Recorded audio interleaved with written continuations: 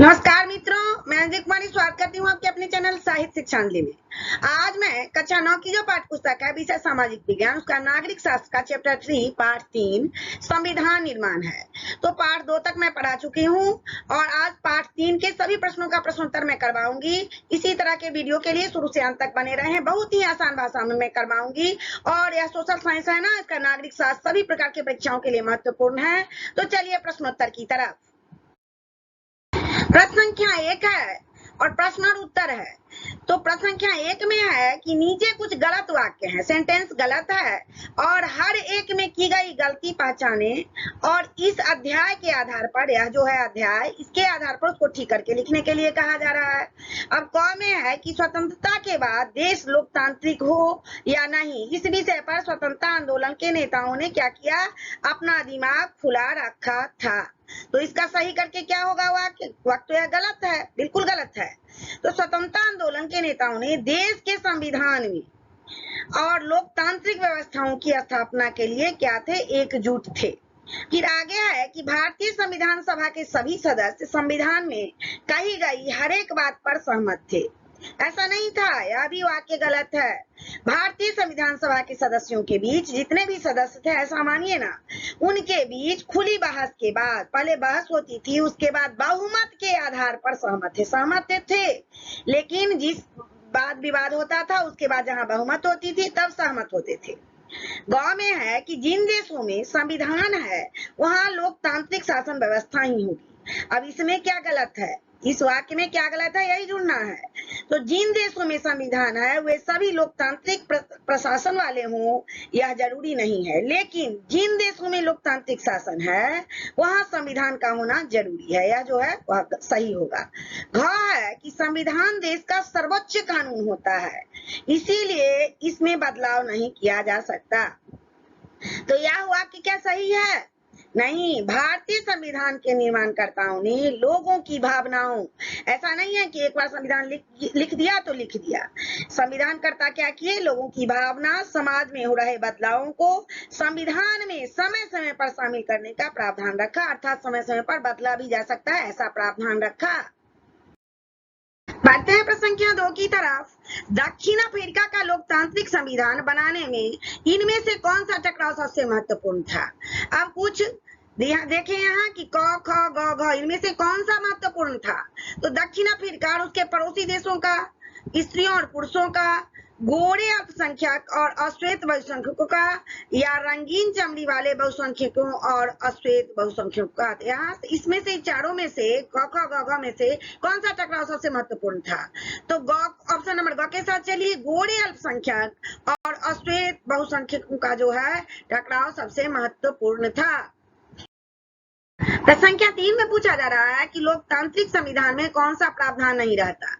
तो शासन प्रमुख के अधिकार, शासन प्रमुख का नाम और विधायिका के अधिकार, देश का नाम। तो चारों ऑप्शन में देश का नाम भी रहता है, विधायिका के अधिकार भी रहते हैं, शासन प्रमुख के अधिकार भी रहते हैं, लेकिन ऑप्शन नंबर ख जो है ना वह नहीं है, नहीं है पे ध्यान देना। शासन प्रमुख का नाम, ऑप्शन नंबर ख सही जवाब होगा। प्रश्न संख्या 4 में संविधान निर्माण में इन नेताओं और उनकी भूमिका का मेल बैठाएं। ऐसा कहा जा रहा है, 4 नेताओं के नाम है और जो उनका सही मेल है ना, यही पूछा जा रहा है कि सही मेल कीजिए। तो मोतीलाल नेहरू 1928 में भारत का संविधान बनाया। फिर BR अम्बेडकर ने क्या किया, प्रारूप कमेटी के अध्यक्ष बने। फिर राजेंद्र प्रसाद संविधान सभा के अध्यक्ष बने और सरोजिनी नायडू जो थी संविधान सभा की सदस्य बनी, मेंबर बनी। तो सही मिलान नीचे हम कर दिए हैं। प्रश्न संख्या 5, जवाहरलाल नेहरू की नियति के साथ साक्षात्कार वाले भाषण के आधार पर अन्य लिखित प्रश्नों का जवाब दें। अब यहाँ प्रश्न है कि नेहरू ने क्यों कहा कि भारत का भविष्य सुधारने और आराम करने का नहीं है? तो इसका उत्तर होगा, यह जो कथन है सो जवाहरलाल नेहरू ने इसीलिए कहा क्योंकि इस समय भारत में एक समस्या नहीं थी, अनेक समस्या थी, जैसे गरीबी थी, भूखमरी थी, अकाल थे, तो ऐसी समस्याओं से जूझ रहा था। फिर ख में है कि नए भारत के सपने किस तरह विश्व से जुड़े हैं? तो स्वतंत्रता प्राप्ति के बाद नए भारत के सपने मानवता, बंधुता, समानता, सौहार्दता के सहारे विश्व से क्या है, जुड़े हुए हैं। गांव में है कि वे संविधान निर्माताओं से क्या शपथ चाहते थे। तो जवाहरलाल नेहरू जो थे ना, वो संविधान निर्माताओं से यहाँ के नागरिकों के अधिकार तथा स्वतंत्रता की शपथ चाहते थे कि यहाँ के नागरिकों को अधिकार मिल जाए और स्वतंत्रता मिल जाए। प्रश्न संख्या 6 में कह रहा है फिर मिलान करने के लिए, किस चीज को मिलान करने के लिए, तो हमारे संविधान को जो दिशा देने वाले कुछ मूल्य है ना, उनके साथ मिलान करने के लिए दोबारा कह रहा है लिखने के लिए। अब संप्रभु, संप्रभु क्या है, तो फैसला लेने का सर्वोच्च अधिकार लोगों के पास है। और गणतंत्र तो शासन प्रमुख का एक चुना हुआ व्यक्ति जो होता है। बंधुता तो लोगों को आपस में परिवार की तरह रहना चाहिए, बंधुता। और धर्मनिरपेक्षता क्या है, तो सरकार किसी धर्म के निर्देशों के अनुसार काम नहीं करेगी, किसी विशिष्ट धर्म के निर्देश के अनुसार काम नहीं करेगी। प्रश्न संख्या 7 में पत्र लेखन है। कुछ दिन पहले नेपाल से आपने एक मित्र वहां की राजनीतिक स्थिति के बारे में आपको पत्र लिखा था और वहां अनेक राजनीतिक पार्टियां राजा के शासन का विरोध कर रही थी। एक नहीं, अनेक पार्टियां थी और उनमें से कुछ का कहना था कि राजा द्वारा दिए गए मौजूदा संविधान में ही संशोधन करके चुने हुए प्रतिनिधियों को ज्यादा अधिकार दिए जा सकते हैं और अन्य पार्टियां नया गणतांत्रिक संविधान बनाने के लिए नई संविधान सभा गठित करने की मांग कर रही थी। 2 तरह के प्रश्न थे। तो इस विषय में अपनी राय बताते हुए अपने मित्र को पत्र लिखें कि आपकी क्या राय है। तो 2 पार्टियां हैं, अब आप पत्र लिखिए, अपने मित्र, किसी मित्र का नाम दे सकते हैं आप, और अपने मित्र को बताइए कि आपका पत्र पढ़ के मुझे मिला और इसके माध्यम से नेपाल में राजनीतिक शासन का पता चला और वहां के राजशाही शासन, नेपाल में क्या है, राजशाही शासन है, तो राजशाही शासन का विरोध कर रहे तमाम पार्टियां, एक पार्टी नहीं अनेक पार्टियां विरोध कर रही थी। तो तमाम सारी पार्टियों के नेताओं का संघर्ष यह दर्शाता है कि नेपाल में लोगों की आकांक्षाओं को पूरा नहीं किया जा रहा। ऐसा हो रहा है कि लोग कुंठित हैं, उनकी आकांक्षाओं को पूरा नहीं किया जा रहा है तथा उनका दमन किया जा रहा है। मैं तुम्हें एक बात बता देना चाहता हूं कि भारत में भी स्वतंत्रता प्राप्ति के दौरान इसी प्रकार का संघर्ष यहाँ के जनता को ब्रिटिश हुकूमत में करना पड़ता था। जब ब्रिटिश हुकूमत थी ना, तो लोग भी इसी तरह से करते थे, तब जाकर के लोकतंत्र की स्थापना संभव हो सकी। इसी प्रकार वहां भी संघर्ष के बाद लोकतंत्र की स्थापना होगी, अर्थात राजशाही शासन जो है वह समाप्त हो जाएगा, ऐसा कह रहा है मित्र। और सलाह दे रहा है कि उसके बाद क्या होगा, अधिकार तथा स्वतंत्रता मिल सकेंगे जिससे लोगों का सर्वांगीण विकास संभव हो सकेगा, 4 तरफा विकास होगा लोगों का। और नेपाल में लोकतंत्र की स्थापना के में तुम्हारा मित्र, अपना अपना नाम दे दीजिए, जिस मित्र जहां पत्र लिख रहे हैं अपना अपना नाम लिख दीजिए, नीचे में तुम्हारा मित्र अपना नाम लिख दीजिए। भारत के लोकतंत्र के स्वरूप के विकास के प्रमुख कारणों के बारे में कुछ अलग अलग विचार इस प्रकार हैं। अब देखिए कि क्या विचार हैं। आप इनमें से हर एक कथन को भारत में लोकतांत्रिक व्यवस्था के लिए कितना महत्वपूर्ण मानते हैं, यही पूछा जा रहा है। तो अंग्रेज शासकों में भारत को उपहार के रूप में लोकतांत्रिक व्यवस्था दी और हमने ब्रिटिश हुकूमत के शासन बनी प्रांतीय असेंबलियों के जरिए लोकतांत्रिक व्यवस्था में काम करने का प्रशिक्षण पाया। तो इसका क्या होगा सही कि ब्रिटिश शासकों ने उपहार के रूप में भारत में लोकतांत्रिक व्यवस्था नहीं दी, उपहार के रूप में थोड़ी दी, बहुत संघर्ष करना पड़ा। तो ऐसा नहीं किया उन्होंने, वरन क्या किया, काफी लंबे समय तक संघर्ष के बाद विभिन्न प्रकार के प्रांतीय असेंबलियों के जरिए इस व्यवस्था में काम करने का प्रशिक्षण पाया। बहुत लंबी व्यवस्था थी और जब प्रशिक्षण पाया और एक लोकतांत्रिक राष्ट्र के रूप में अपनी अलग पहचान कायम की। अब ख में है कि हमारे स्वतंत्रता संग्राम ने औपनिवेशिक शोषण और भारतीय लोगों को तरह तरह की आजादी न दिए जाने का विरोध किया। ऐसे में स्वतंत्र भारत को लोकतांत्रिक होना ही था। अब इसका क्या सही होगा कि स्वतंत्रता संघर्ष के दौरान जब स्वतंत्रता संघर्ष हो रहा था तो उसके बीच औपनिवेशिक शासन ने भारतीय लोगों को तरह तरह की यातनाएं दी गई और लंबे संघर्ष के बाद स्वतंत्रता प्राप्त हुई और यहाँ लोकतंत्र की स्थापना हो सकी। फिर गौ कहा है कि हमारे राष्ट्रवादी नेताओं की आस्था लोकतंत्र में थी और अनेक नव स्वतंत्र राष्ट्रों में लोकतंत्र का न आना हमारे नेताओं की महत्वपूर्ण भूमिका को रेखांकित करता है। यह भी गलत है। हमारे राष्ट्रवादी नेताओं की पूरी आस्था लोकतंत्र में थी, इसीलिए नव स्वतंत्र राष्ट्रों में अधिकांश राष्ट्रों ने अपनी शासन व्यवस्था में इसे अपनाया, जो हमारे नेताओं की महत्वपूर्ण भूमिका को रेखांकित करता है। प्रश्न संख्या 9 की तरफ चलते हैं। निम्नलिखित कथनों पर विचार कीजिए, क्या आप उनमें से सहमत हैं? अपने कारण बताइए। अब कहा है कि संविधान के नियमों की हैसियत किसी भी अन्य कानून के बराबर है, तो संविधान के नियमों की हैसियत ना किसी भी अन्य कानून से अधिक है। संविधान सारे कानून से बड़ा है। क्यों बड़ा है? कारण बताने के लिए कहा जा रहा है ना, क्योंकि संविधान के द्वारा ही कानून की रक्षा की जाती है। अब ख है कि संविधान बताता है कि शासन व्यवस्था का विविध अर्थों का गठन किस तरह होगा, तो संविधान ही हमें शासन व्यवस्था के विविध अर्थों का स्पष्ट करता है, गठन के बारे में नहीं बता रहा है, स्पष्ट करता है और उनकी व्याख्या करता है। कौन करता है? तो संविधान करता है।